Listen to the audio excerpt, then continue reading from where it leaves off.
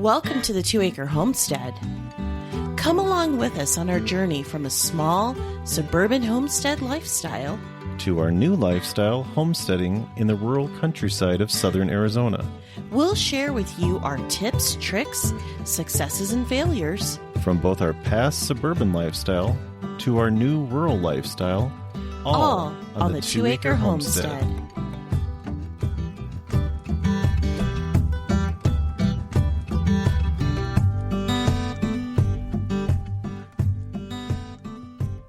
Well, welcome back, everybody. I am super excited to have you guys with us today. Today, we have the pleasure of interviewing Heather Stone from Sage and Stone Homestead. Now, Heather is a fantastic homesteader. She does it all. She keeps goats, chickens, pigs, quail, rabbits. Did I lose anything else? Oh, gardening. That's a huge one that you do. That's a big one. Yeah, that's a big one. Yeah, for a lot of the year, but really the off season is longer, and that is when we raise our meat most of the time. Awesome. Well, Heather, welcome to the 2-Acre Homestead. We are super excited to have you on Thank today. you for having me. Tell us a little bit more about yourself that I haven't said. Any spoiler alerts?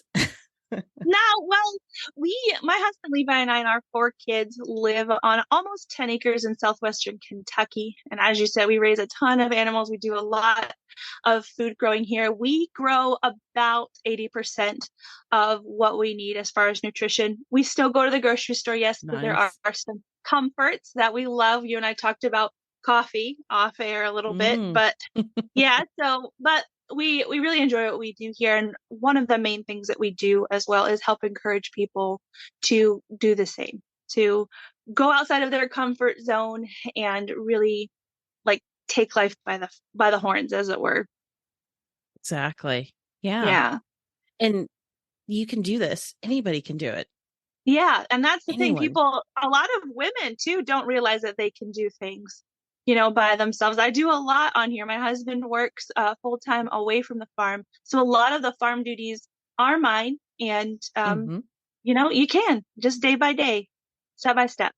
Exactly. I love that. Step by step, hour by hour, step by step. You can do it. If our grandmothers and the mothers before them, if they could do it and they had less technology than we do, we can do it today. Yep. Yeah. Absolutely. Well, on today's episode, we are talking this whole season, we're talking about raising your own meat. And a lot of people get just super intimidated by raising animals. And whether it's because they get intimidated because the how intimidates them, or what do I do with this particular animal? So we have you on today. We're talking about raising goats for meat. Yes. And so tell us a little bit about your herd. You've got a nice size herd there on your homestead. Thank you. There's a lot of goats on our farm right now. I think it's around 30. And the reason I don't know exactly is some are born and then some are sold and some are culled. So, but we're hovering right around 30 right now, which is way more than I usually like to go into winter with. But the herd is mostly comprised of dairy breed goats. We have a lot of registered animals, and we did that so we could, try to stay away from disease. Now, just because a goat is registered does not automatically mean that it's disease free, but that's really important when you're considering, drinking raw milk out of that animal and consuming their flesh. Coming up with disease-free animals is how we're going to be eating things that are better than what you could buy at the grocery store. Wow, that is really enlightening. I don't think I've ever heard anybody explain that. It's super important. Yes. Yeah. Yep. Can you delve into that just a little bit more? How does one go about finding such an animal that's a little bit more the first thing you're going to disease-free? want to do, Shora, I'm sorry for interrupting you. No, the go first ahead. thing you're going to want to do is ask questions. I would never be afraid to ask questions of any breeder. And when you ask for a disease-free animal, let's say you go to a dairy breeder and say, hey, what are your disease records? They may say, oh, we're clean. You want to make sure that you get those records with the date in hand. You want the animals to have been tested within the last year so that you know that you're bringing home something that's not going to bring disease onto your farm and potentially be a headache in the long run. Because that's the worst is to bring something onto your land that's not going to benefit it, that's going to put a wrench in the whole thing. And there's nothing more discouraging than trying to work out of something like that. Yeah, absolutely. Mm-hmm. That kind of spoils the whole point and purpose of a person It wanting does. to bring them onto property. What type Mm-hmm. of diseases would you say that are more, how do I want to put this, more important than others? Well, it's called a full disease panel when you get disease testing done. There's a disease called CL. I believe it's pronounced Cassius lymphadenitis. There's CAE, which is something else. And then there's Johne's. And those are the three main ones that are tested for. And some meat breeds are kind of heavy on the disease on diseases than others. I know boar goats sometimes can carry more heavy disease loads in herds than others. And so it's definitely something to be watching out for and being picky about, especially when it comes to breeders. You want the best quality that you can afford to bring home. And an unregistered but disease tested animal always has more value than a registered animal with an unknown disease history. For Excellent. sure. So that's something good for the listeners to really, jot down, keep in mind if you're getting into goats, whether you want to go the route of dairy or whether you want to go the route of raising them for meat or for both. That's something that I think all goat owners need to really be aware of, because you get so excited to want to bring this animal on property. Oh, I'm going to get a goat. And you may want to bring that back just a little bit and be a little bit more cautious. Yeah. As far as meat goes, CL is probably the more important disease to worry about because it can be passed on to humans and it is present in the meat. Like little pockets of disease can be in the meat. So do your homework. Thank you. Absolutely. No Thank problem. you. Thank you for telling us. Yeah. So on your homestead, like I said, I know you raise goats for dairy. Yeah. But you also raise goats for meat purposes as well. Absolutely. So, in telling us a little bit about your herd, what type of goats do you have first for starters? Yeah, we've got Lamancha dairy goats. We have got Nigerian Dwarfs. And when you combine the two, which we have done, we have mini Lamanchas. Yes. So we've got the whole spectrum of La Mancha, plus some Nigerian dwarves. And then I do have a couple like nondescript, I don't know what they are, dairy breeds. I think they're alpine, but mostly dairy breeds. Some of them bigger bodied. Some goats, I keep their kids back for meat specifically because I know their growth rate is a little bit faster. So I don't have to take them through winter in order to get them to a good size. So I like that. Nice. So this particular episode, we are talking about raising goats for meat. Yes. And that's what we really wanted to pick your brain about, is raising a herd for meat purposes. So tell us, Heather, a little bit more about what type of goats do you have on your homestead? Go ahead. We have dairy goats for the most part. We have La Mancha goats, we have Nigerian dwarfs, and we have the combination of the two, which is a mini La Mancha. I've got some other goats that are running around the farm, but mostly what we're focusing on is our La Mancha and mini La Mancha program. We have them mostly for dairy, but when you have dairy animals, you have to have babies in order to get milk. And the larger breeds, like the La Mancha, are better for meat. So they can grow to a bigger size during the active growing season of our pasture. And we don't have to grow them out through winter before butchering.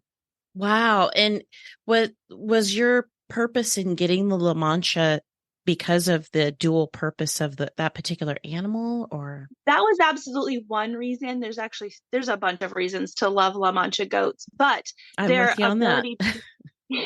their ability to be used as a meat animal is definitely up there. Absolutely. Wow. Wow, that's really interesting. Okay, and so with your herd, what are the, because I know you raise them for dairy purposes as well, but what Mhm. are your criteria for, let's say you've got it right now, I know you're going through kidding season or just had it. We And just had our fall kidding season, yes. right. So what's your criteria when you're looking at your herd and you're saying that particular one's going to be meat, that, what's the criteria for you when you're raising your meat goats? For me, it's saleability. Can I sell this animal?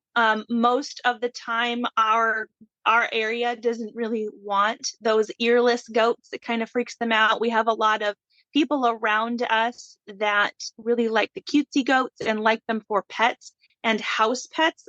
And so our Nigerian dwarves are a lot easier to sell as pets, but the Lamanchas are not as easy to sell. So this sounds kind of basic, but that's absolutely one reason that we would be keeping certain animals back for meat. But another reason is the Lamanchas just grow a lot faster. So usually those bucklings are really not easy to sell. And so pretty much if a La Mancha or mini La Mancha buckling is born that I can't use, or I don't have somebody already waiting, like for a waiting list for a buckling, they're pretty much automatically put in the meat program. Wow. And how much meat, based on the size of your herd, how much meat do you seem to produce Well, on average? each goat is processed around 50 to 80 pounds, and we can expect about a 25 to 30% return on them. So they're a ruminant, and a ruminant has a lot of gut. So there's a lot of excess as far as that goes. But so I have only processed 3 so far this season, and it was over 50 pounds of meat, and 2 of those were pretty small. Wow. So yeah, we've got more growing out a little bit further, but Hmm. that's what we've gotten this season so far. It's still ongoing. But that's pretty good considering the size Mhm. of goats. That's really good considering their size. Yeah, it's really not bad, especially when the alternative is just to have something that's going to be consuming, more grain and more hay. Hmm. That's really the option that we have coming into winter time is really to cull down so that the entire operation doesn't end up costing more than it really needs to. On the subject of cost, is there a cost barrier for you when it comes to the goats? Yeah. So most of the year, our dairy goats and the meat goats, they will they grow out on pasture. And so we have, like I said, about 10 acres. There's around 6 of that that's fenced in for the goats. And as if I can get them to grow out by drinking their mother's milk and eating pasture, that's what I like. That's essentially free. If I Hmm. have to start taking them into winter, I really need to try to not feed them more than they're going to be worth as far as value for meat in the freezer. So if we're going to sell a goat, my minimum that I like to receive as far as payment is $150. Otherwise, their meat has much more value to me in the freezer. If I can't get $150, I'd rather put them in the freezer because they can feed us and offset our grocery budget in that way. Right. And Mm-hmm. so here's a question for you. I know your husband, like mine, um, they're hunters Yeah, and, venison is fabulous, it's but delicious. it is delicious meat. If you've not tried it, please try it. It's delicious. Mm-hmm. But and it's a perfect beef substitute. Yeah. But do you use your goat meat for substitution of beef? Yes, I would argue that goat is a better substitute than venison for beef, mostly because the venison fat it's a strange texture. It kind of coats the inside of your mouth. Yes, And it does. goat fat is a lot more similar to cow's tallow. Very, very similar. So you don't have to be super picky about trimming off the fat. We actually like to render it down and make different things like salves And I made tallow candles recently, which was really awesome. We can use it to make soaps. So the fat is really, I think, where the goats are a level above venison and in a replacement for beef. We don't buy beef at the store. Wow. Mhm. That is really interesting.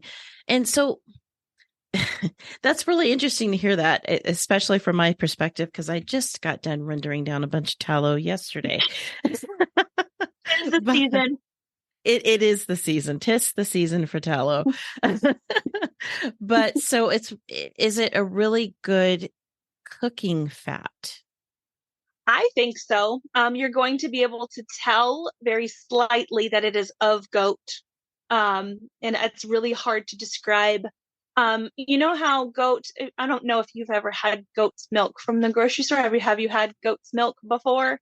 I am an advocate of never buying goat milk from the store. Go to a Okay. farm. We have our own goats, so I You just have go out. goats. Okay. Yeah, we do. So we Yeah. just go out to the backyard. But yes, I advocate don't ever buy goat's milk from the store. But yes, I have Yeah. had it.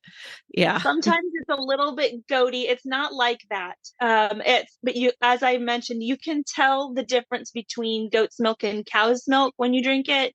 You're going to be able to Hmm. tell that it's a goat versus a cow in fat, but it's not a bad thing. Okay. Yeah. Okay. And the meat. So the I'm laughing because I know there are some people who are going to say I can't goat meat is just absolutely terrible.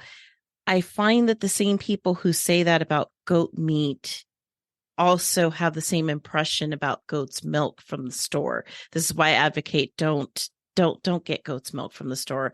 Yeah. Goat milk from the store and goat cheese from the store can be very, very uh, overpowering. And I think that's Mhm. because they may run their bucks with their does, and some of that buck stink really can rub off in the dairy. And so I don't know how those operations are run, but we don't have, real super goaty tasting milk. Our meat does not taste goaty tasting. And I've had a couple people tell me who have raised dairy goats for me in the past that they much prefer dairy breed meat versus meat breed meat as far as flavor goes. And I'm not exactly sure what goes into that.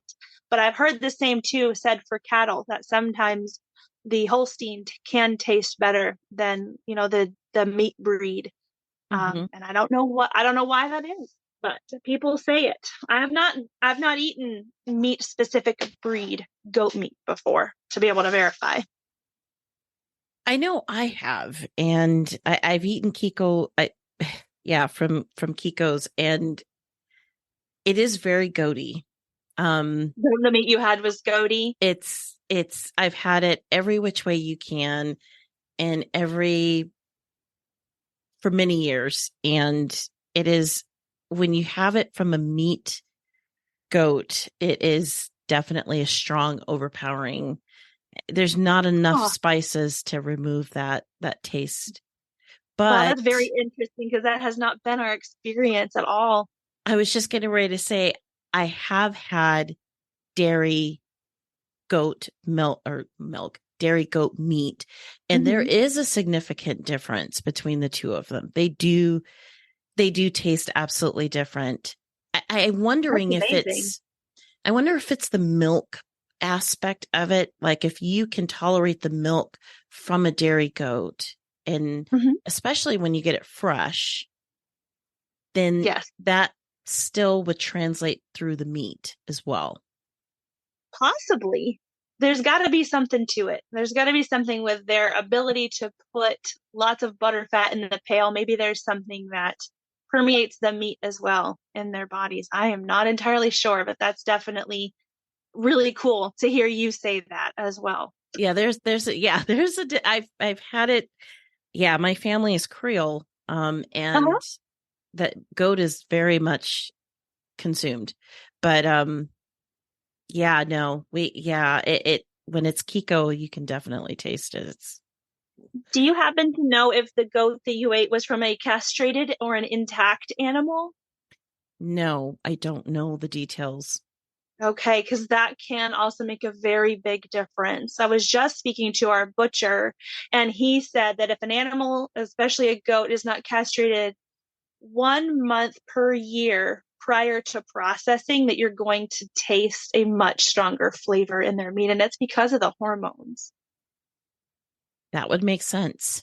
Yeah. So, I mean, there's a lot that kind of goes into the flavor of milk and meat, but I think a castrated animal is going to be a better flavor, a less strong flavor, I guess I'll say, because I do know people that like the super goaty meat. I do too. They can have my portion. But wow, that's really interesting. Question, do you castrate your goats, by the way? Yes. Yes, Especially we for do. meat? Yes, especially when we know that we're going to be consuming them for meat from the get-go. I like to castrate them as soon as possible, which is around 8 weeks of age. But we have castrated adult goats before. And like I mentioned, you want to do it about 1 month per year of age before processing. So if I have a 2-year-old goat that I'd like to either take to the processor or process here, I need to castrate him 2 months before that day in order to improve the flavor of the meat or lessen the goatiness of it. That is really interesting. And do you I know you castrate them yourself, but do you process them yourself or do you send them over to a processor? We have done both. The only reason that we have taken a goat off of farm before is when we've wanted something extra out of them that we can't do here. So we have a dairy goat that by the time this airs, he will have been processed, and we are actually going to have him taken to a taxidermist to become mounted. And we cannot prepare the hide like our butcher can in order to prepare that for the taxidermist. So we are going to be bringing him into the processor for that purpose, but otherwise we can do a lot of that here. Interesting. Okay. Interesting. So I love the fact that you're not only raising your own meat, but you're processing it there. Yeah. There are times, of course, that you're going to want to take it to be processed, separate off farm. How long have you been doing this? And how did you get into doing this? I guess I should have asked you that question first. Well, so it was in 2020, before anything hit the fan with COVID, that we looked into getting our first dairy goats. And it was after the lockdowns that we got our first set of dairy goats. And really, dairy was the main purpose. But you very quickly start to see a need for something else to, how do I want to word this? Sorry. You very quickly see that if you don't come up with a way to use the excess babies that happen just as a result of having a dairy, that you can get sort of bogged down and the operation can cease or come to a halt. And there's really an amazing purpose for an unwanted dairy goat in the freezer. And, you can drink mama's milk, and then you can turn around and put the babies in the freezer. And dairy goats very easily can pay for themselves when you use them well like that. Stay with us. We'll be right back. Are you looking to build a homestead from the ground up? Or maybe you're looking to build an off-grid dream home, a vacation home, or maybe just a piece of land to call your own.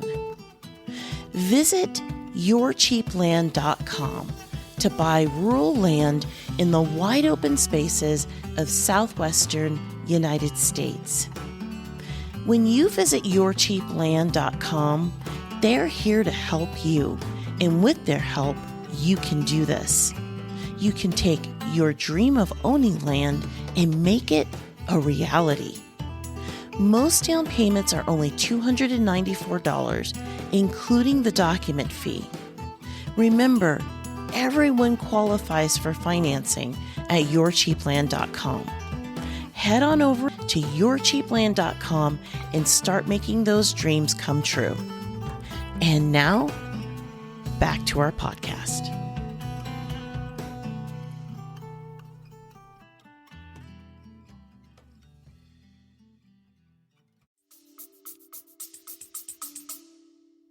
Yeah. So it really creates what we like to call around here a closed loop system, because Yes, it does. yeah, it's an entire little system that's working on your property that needs no outside inputs in Right. general. Mm-hmm. Yeah, especially if you've got the land to pasture them on. We do buy in hay because our quality of grass isn't super amazing. But yes, it's a very easy, not necessarily easy per se, but it's a very lovely system to be able to see in practice that supports itself. Yeah. And so another question for you. How did your first time, tell us a little bit about the first time you processed your own goats? You have to be able to see the end goal and be able to execute that well. And I mean, if dispatch is the problem, a butcher is the right answer versus not ever trying goat meat because you're scared or processing at home because you're scared. I would say that a butcher can be a very nice in between while you're trying to figure it out yourself at home. Yeah. It seems to me, if I could just ask you this question, because I do know you keep other animals, and I've tried somebody just recently. I was talking to somebody and I was telling them how on our homestead, we much prefer processing rabbits, anything with fur. That's generally our attitude. Anything with fur is a lot easier to process than anything with feathers. Yes. That we kind of lean more towards that camp than the other side. But and it's just because it's easier to process. But processing the little gamey things like your rabbits, for example, learning how to process them helps you learn how to process I guess what I'm trying to say is, even though they're small, they're furry. And so that kind of helps you process something that's a little bit bigger. Your next step would be a pig, which they're not as intimidating. Actually, yeah, I think they are actually pigs a little are a harder. little intimidating. Yeah, they are. I had to take that back. Sorry. Pigs are a little bit more intimidating, but they're just it's more work, more physical. My experience is it's more physical labor. They're heavier. Yeah. But I've not processed my own goats. So, we're going to lean into you on this experience. So comparing, like, going from a rabbit to a pig to a goat, even though a goat is smaller, depending on your pig size, what you're raising. But what is your experience like? Do you feel like it's better to have that experience in the background of raising those kind of animals and then progressively working your way up? Or is it better just to go all in? And, for those listeners who are thinking, I think I want to get goats and I want to get them for dairy, but I think I want to do what Heather's doing too and raise them also for meat. Should you just go all in, or should you have some experience in the background? I don't think you necessarily need any butchering experience in order to do it yourself. A goat is just a big rabbit as far as processing is concerned. That's what we tell people. And sometimes I feel like the larger animals may be easier to process because you can really see what you're doing, especially men with their larger hands and things. You can really tell what's going on. You can see, the different muscle structures and the different bones and where they connect and how things come apart. It's a little bit, honestly, it's a little bit easier with a larger animal. Yeah. I would totally agree with you on that. That's pretty good. Well, thank you so much, Heather. There's one other question I do want to ask you. Sure. And that is for those who have goats, and I know people who are probably going to message me and say, could you have asked this question? So I'm asking for them.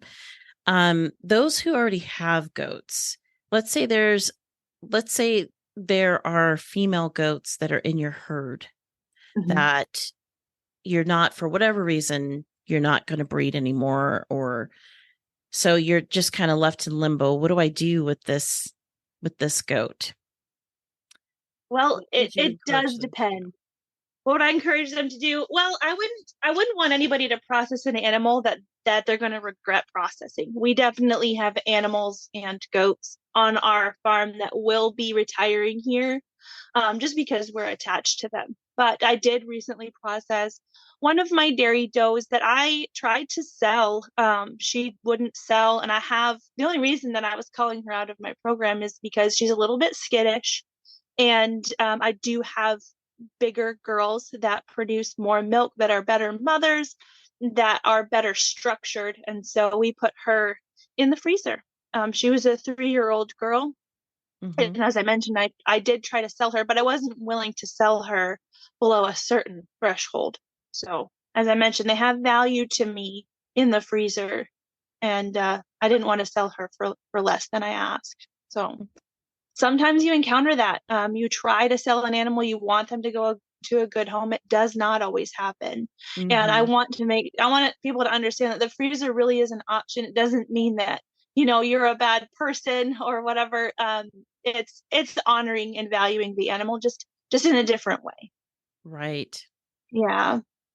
And another question, I said, I know that was the last question, but another No, that's question, fine. where would you direct a person to go to learn how to butcher their own goats? How did you So, learn? Where how can did they we go? learn? And where Well, can the listener go to? absolutely. So when we were processing our first deer and goats, we looked at, there's a YouTube channel called the Scott Ray Project, REA, Scott Ray Project.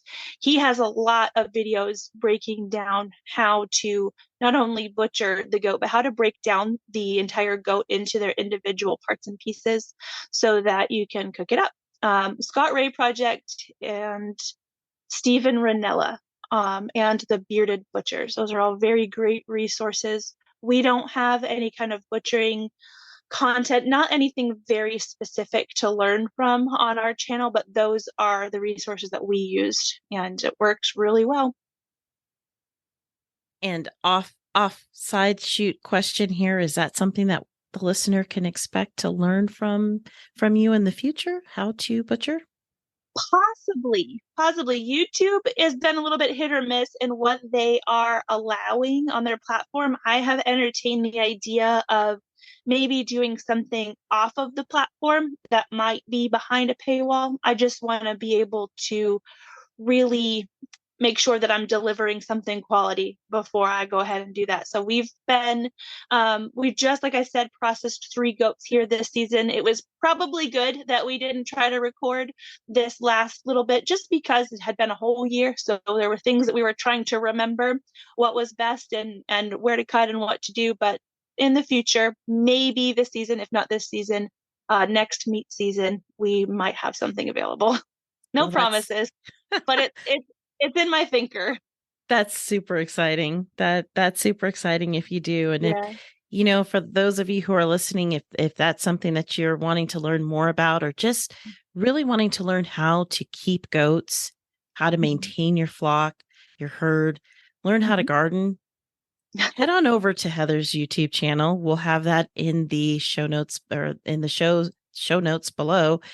You can click on all of her, any which way that Heather wants you to get in contact with her, but we definitely will have her YouTube channel down in the show notes below. Go over there, show her some love, click subscribe. I know there's at least about 7,000 of you that listen to the podcast every month. So head on over, Show her some love. That'd be great. Yeah, we have our YouTube, and I've got a very small Instagram that I have not been posting on very much, but those are our two socials that we maintain. Yeah. Awesome. Heather, this has been wonderful talking to you about raising meat goats, that your dairy herd, converting it into meat goats. It's been wonderful having you. Thank you so much for having me. This was fun. No problem. You are a good resource, good source of knowledge. So if there's anything, this is absolutely the last question, and that is, if there's anything that you would say to our listeners to encourage them to start homesteading, or if you're already a homesteader, how do you expand your homestead? If there's any words of wisdom or encouragement that you would like to give to our listeners, would you be happy to let us know? Because we would like to hear it. Yeah. I think the most valuable thing to anybody who either homesteads currently or wants to homestead is finding someone who can mentor you. I have a few goat mentors that have been my lifeline. And so having somebody to bounce those questions off of and to seek second opinions and advice on, it has a ton of value, more value than you might realize. So connecting with your community, finding like-minded people, and getting somebody that can mentor you through what you want to be your next step on your homestead is very valuable. Wise words indeed. Well, thanks again, Heather, for having come on the show. We absolutely loved having this episode. Thank you so much. You are most welcome. Well, that's it from all of us here on our homestead. So from all of us here, from the 2 Acre Homestead to wherever you are in the world, happy homesteading and be safe out there, please.